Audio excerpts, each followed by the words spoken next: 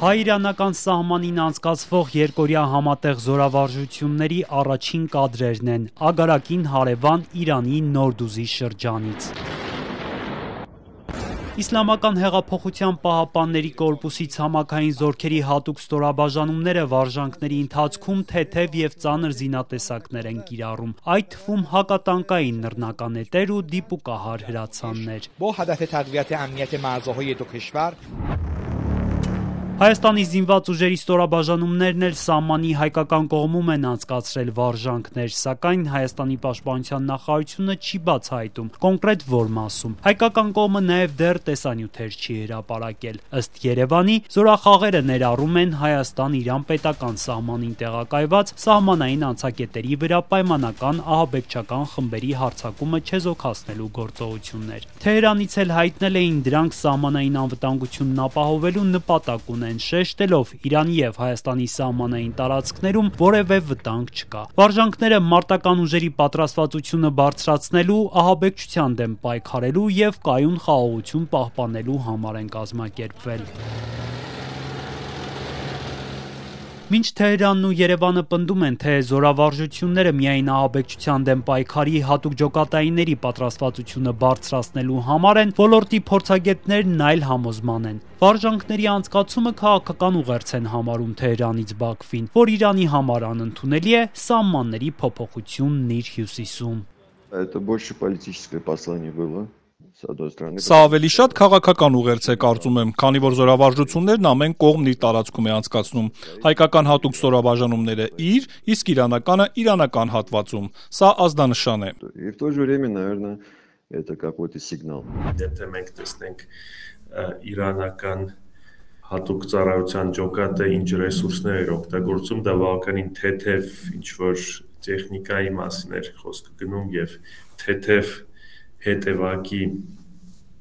զենքի մասին, ամենածանր զենքը, որ ես այնտեղ տեսա, հակատանկային նռնականետներ եւ այդ իմաստով ինձ թվում է, որ քաղաքական նշանակությունը ստեղ առաջին տեղում է գտնվում, քան հենց բուն ռազմականը, բայց մյուս կողմից մեր հարևանի զինուժի հետ նաև ինչ-որ փորձ է տալիս համագործակցելու հենց բանակի հարթակում։ Բաքուն տևական ժամանակ է սպառնում է այսպես կոչված Զանգեզուրի միջանցքը ուժով բացել, իսկ Թեհրանը այդ ֆոնին պարբերաբար հայտարարում դեմ է միջազգային սահմանի ցանկացած փոփոխության։ Փորձագետներն աննախադեպ են համարում հայ-իրանական զորավարժությունները, անցած տարիներին нման համատեղ վարժանքներ չեն հիշում։ Թեև պաշտոնապես չի հայտարարվել, բայց Էդուարդ Առաքելյանը կարծում է, որ դրա նախաձեռնողը հենց Իրանն է։ Я думаю, что это не запланированные учения вообще-то. Да, это вообще-то, да, потому что если бы это было запланировано, может быть, Կարծում եմ, որ այս վարժանքները ծրագրված չէին, որովհետև եթե նախապես պլանավորված լինեին, հնարավոր է դրա մասին ավելի վաղ իմանայինք։ Եվ բանն այն է, որ եթե Հայաստանի պաշտպանության նախարարությունը հաղորդեց, որ դրանք կանցկացվեն ապրիլի 9-ից 10-ը, ապա իրանական կողմը հայտնեց, որ ապրիլի 10-ից 11-ը։ 10-го, а иранское 11-го, не знаю.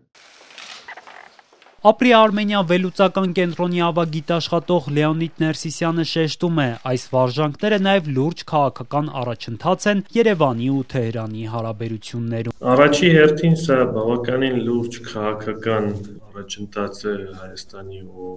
Իրանի հարաբերությունների մեջ, որովհետև նախկինում մենք չենք տեսել այս տիպի համագործակցություն։ Իրանն անցած տարի էլ Ադրբեջանի հետ է անցկացրել ռազմախաղեր, ընդ որում մի քանի անգամ, որից մեկը Կասպից ծովում։ Ադրբեջանի ու Իրանի հարաբերությունները մինչև հիմա էլ ինչ-որ կոմպոնենտներում այդքան էլ չեն վերականգնվել, բայց պետք է հասկանալ, որ Իրանը այն պետությունը չի, որ հրաժարվելու է օրինակ Ադրբեջանի հետ հարաբերությունների, որ ունենա էքսկլյուզիվ հարաբերություններ Հայաստանի հետ եւ հակառակ իրենք հիմա տեսնում են, որ իրենց շահը օրինակ Սյունիքի հետ կապված համընկնում է հայկական շահի հետ եւ այդ հարցում մենք կարող ենք իրար հետ աշխատել եւ բավականին էֆեկտիվ։ Ոլորտի փորձագետները պատահական չեն համարում վարժանքների անցկացման ժամանակահատվածը։ Դրանք համընկնում են հայ-ադրբեջանական սահմանից հաղորդվող կրակոցների ու Բաքվի շարունակական սպառնալիքների հետ։